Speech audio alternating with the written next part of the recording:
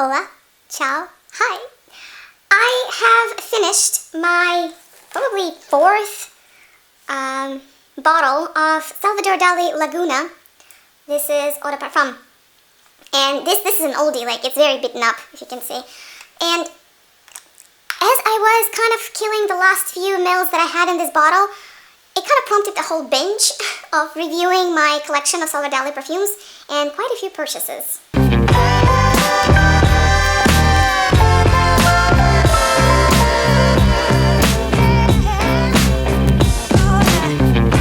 First and foremost, I've already made 2 reviews of the brand, the perfume by Salvador Dali. One of the reasons why I originally got interested in this brand was that in kind of like late 90s, early 2000s, when I was roughly going through school, it was all the rage. It was more or less affordable. They had really cool, very innovative, in the best taste of surrealism bottle designs.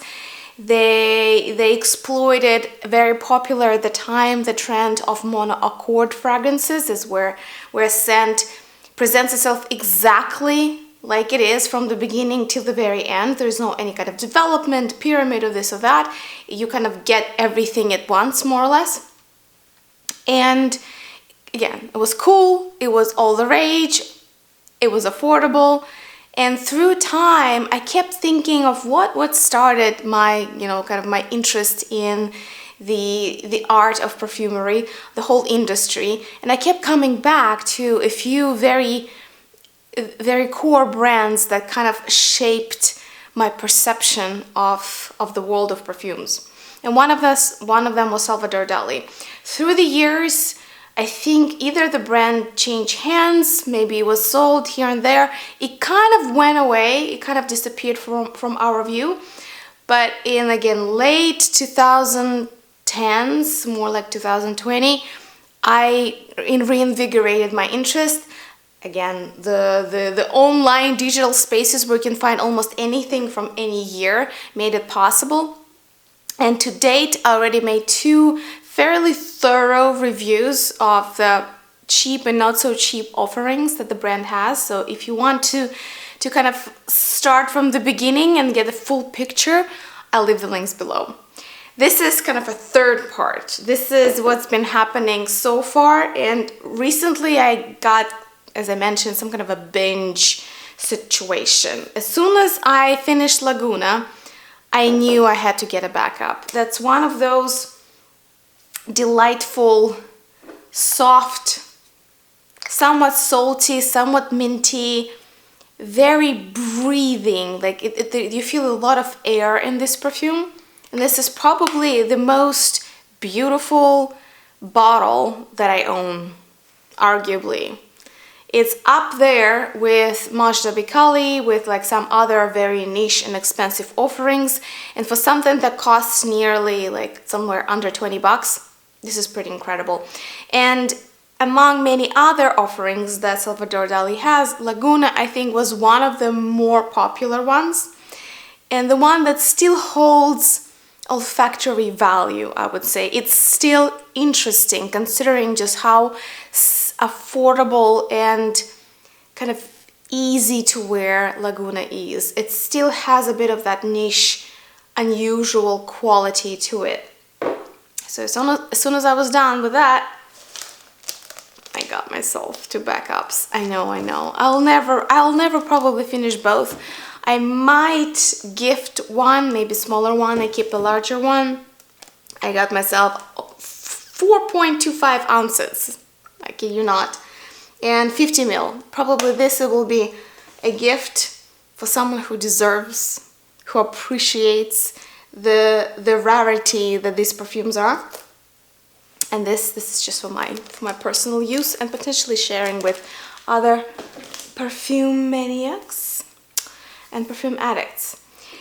Okay, that was the beginning, and it's just a soft reminder. Out of all the perfumes that I've talked about on this channel throughout the years that came from Salvador Dali brand, I still have 2 more sample sets from their prestige, kind of like boutique line They since then they had probably at least 4 different lines that they issued in kind of like in a more pricey category.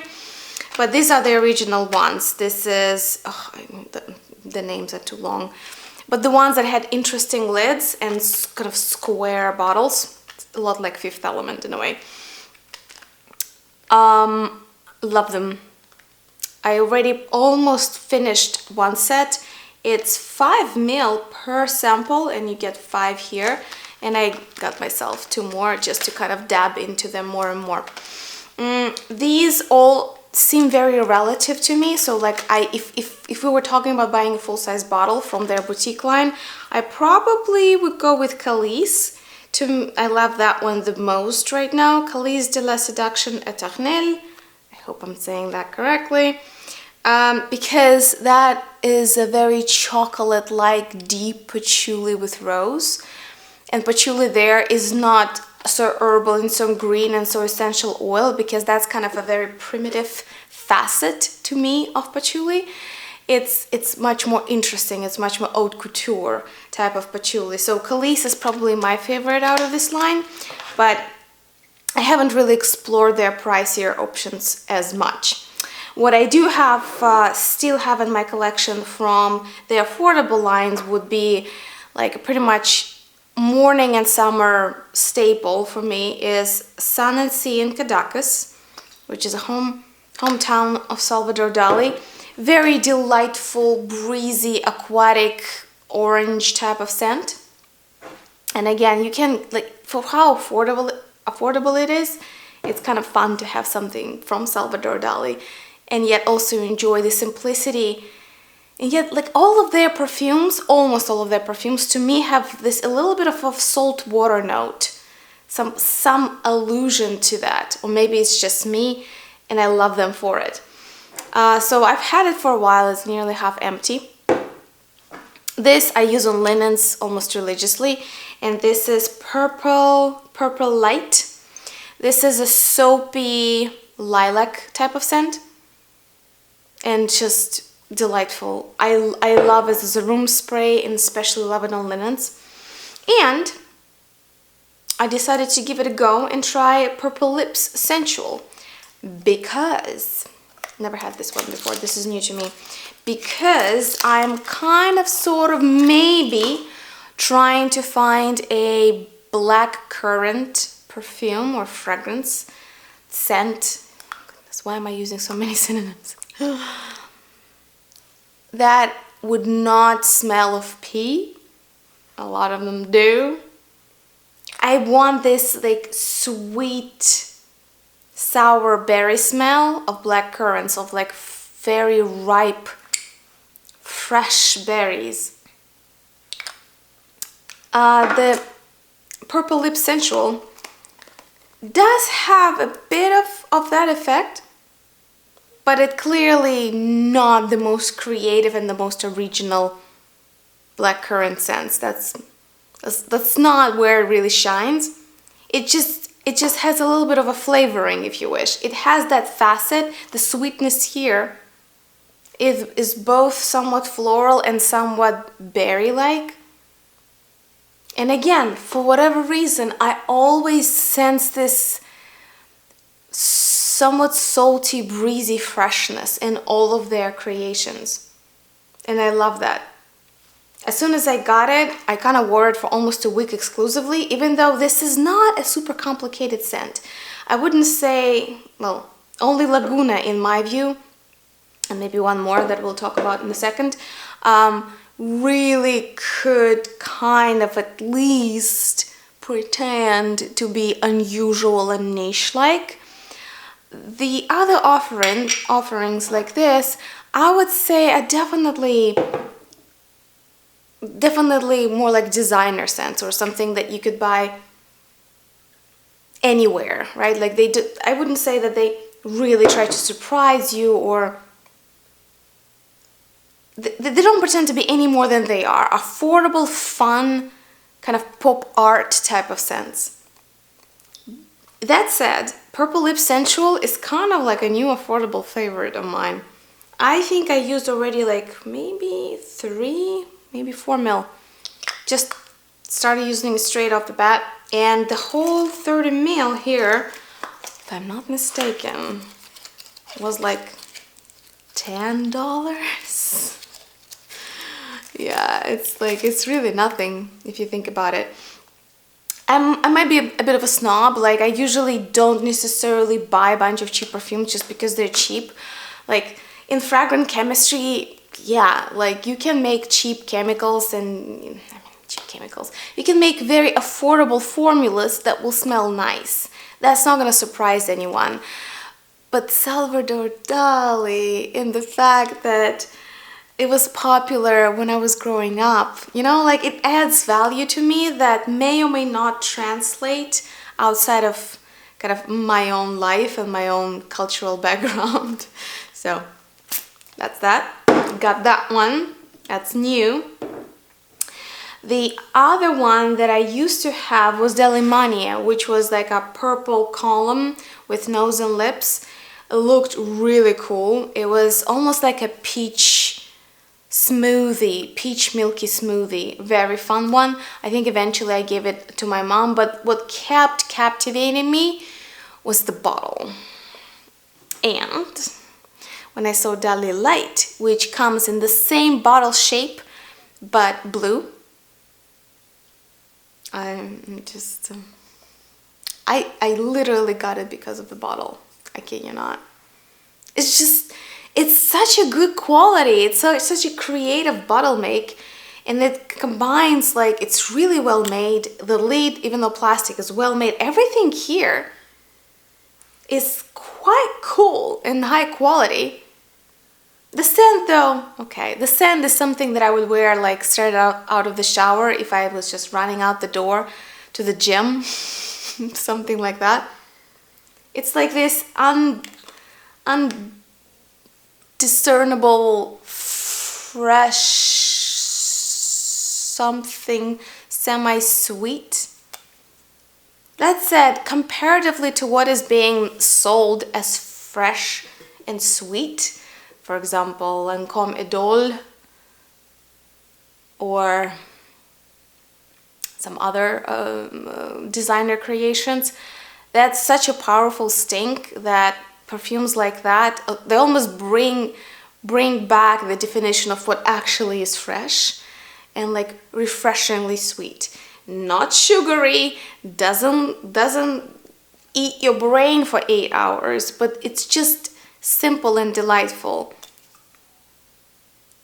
I love it. In a way, it reminds me of Michael Kors Sky Blossom.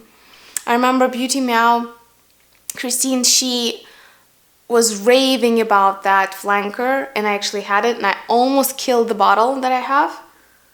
And that kind of reminds me of that. It's just so subtly simple, silky, and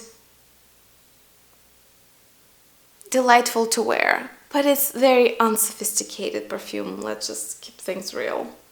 But the bottle, I love the bottle. And it was very affordable. Another one that probably comes very close to having up their scent quality, something, you know, like you could guess could be made by a niche brand, I would say is La Belle Et L'Ocelot.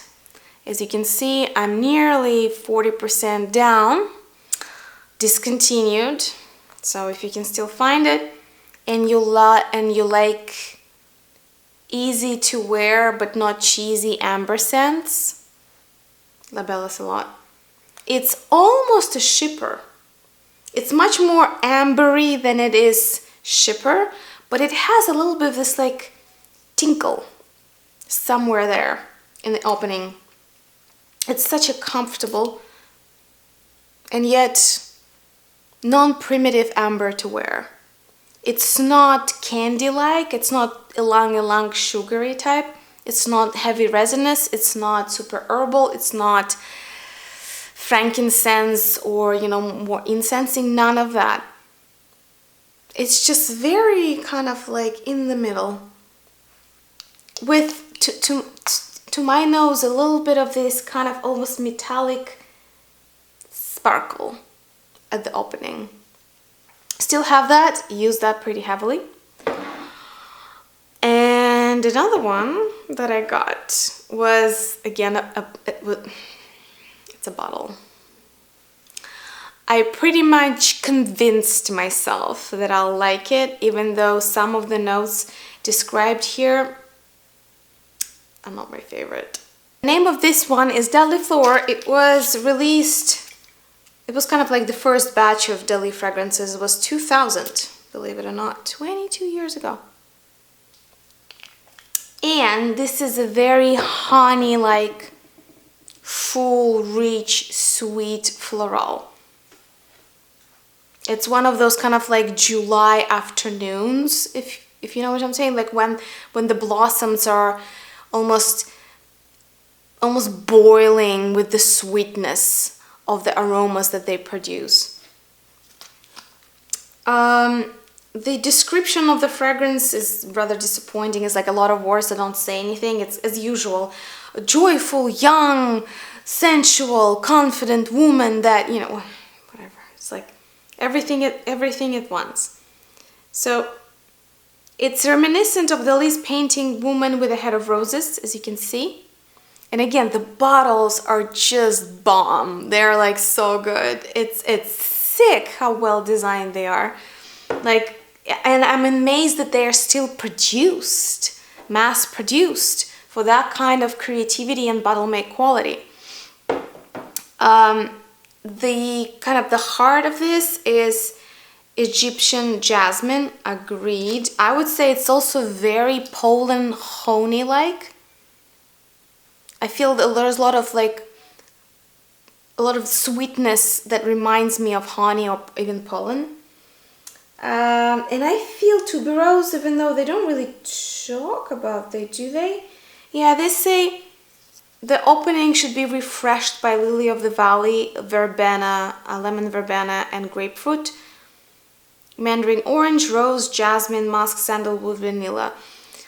To me, this is a lot of pollen, honey sweetness with kind of this jasmine migrating to something more lemony. I guess that's lemon verbena. Much heavier than what I'm used to, even though it's not really meant to be a heavy lifter. It's not meant to be like a late night type of perfume, but maybe it just depends if you like the sweetness in perfumes that is created by concentrated pollen / honey type of accords. To me, honey is a heavier note to wear, and when that's what represents kind of the roundness and sweetness in any given scent, it becomes for me a bit of a challenge. That said, no tuberose listed, so I should be in the clear. I just, tuberose accords, something in there gives me headaches, so I try to avoid it like a plague. This one doesn't, so should be wearable, but again, to me, this is far from being light and airy, even though the kind of the light green liquid color and the floating elegant figure, I guess the bed of roses can justify, right, the rose hat and the painting that alludes to, maybe that can justify this more murmuring, kind of ever surrounding, almost a little bit smothering of the sweetness that I feel. I almost find that the amber, La Belle Et L'Ocelot, is lighter, easier kind of to wear than Daliflor. So this is for those of you who are not afraid of honey, who are not afraid of more of a heavier white florals, you know, something that has a bit of a gravitas. Super curious purchase. I will give it a wear here and there. It's potentially regifting because, again, it's a beautiful bottle. It's a rare perfume, even though it's super affordable. Not many people know about this, and it's such a high quality beauty stand kind of you know, your little bedroom little accessory. But come on, you can imagine how good they all look on the shelves.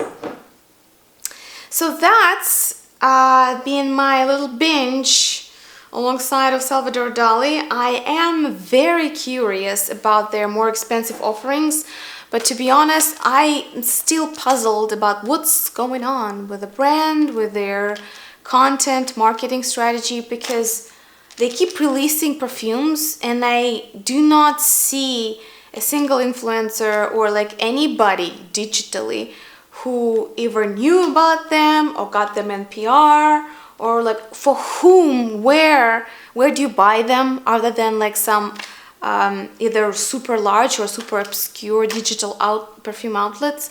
It's all a mystery. If any of you has any intel on what's happening with the brand, who owns it, do they have any plans to become a little bit more friendly with our perfume community? That would be cool, because for price points like they have now for their new releases, it's puzzling. It's puzzling that it's not clear who, where, for whom, and where to find them and where to try them. That said, their original, kind of the first boutique line, still in my backups, very comfortable, very rich, luxurious type of scents. If you like combination of chocolate patchouli with other facets, rose, praline, chocolate, you know, other maybe tuberose along these kind of things. The whole collection kind of plays on those facets. That's it. If you've tried any more from this brand, please let me know. A few other perfumes, if you're looking for reviews, I own them, don't own them anymore. But in the previous reviews that I will, if I don't forget, link down below, you can find also reviews of Laguna Perfume. It used to be one of my favorite scents from men. Still holds the value. For the bottle design, love it. The scent itself, it's interesting enough. It's wearable, friendly. It lasts long enough, but it's not a stink type of perfume. I don't know. I don't know why the world is so polarized. People either don't wear perfume at all, or they apply it in such quantities and wear such stinks that it's a challenge to be around them. So I would say Laguna Perfume is not a powerhouse, but it's just right. This is the right amount of sillage that you can still enjoy it. I did have their Perfume de Toilette, which are the original lips, the same bottle, but it's transparent. I did have their Deli Mix Black, which is like a black bottle with lips on top, and that was something else. That was probably the quality of the niche perfume, where you find it almost disturbing, very hard for me to wear. It was very herbal, bitter, and a bit cacophonic, like a bit pulling in me in different directions. It was interesting, but not something I could really pull off. Another one that I had, Sun and Roses, just some kind of like sweet candy cherry or kind of raspberry syrupy thing. Don't even remember. Liked a lot Daliflor that I mentioned here. Kind of peachy color with the same bottle shape. Beautiful peachy smoothie, essentially like a milkshake. And the one that I really wanted to love was Sunrise in Cadaques. It's a beautiful gradient from like, it's kind of the sunset kind of gradient from deep blue to orange. Beautiful bottle. The scent was a little bit boring to me. It reminded me of Chapar Casimir. This kind of like candy-like, along like sweet candy-like amber, and I don't really like that type of amber, so it was just not for me. Yep, that's it. I hope you enjoyed it. Let me know if you tried anything new. If you have Salvador Dali in the stores nearby you, please share. I would love to learn about what's going on. Otherwise, thank you so much for watching, and I'll see you in the next video. Don't forget to like, comment, and subscribe.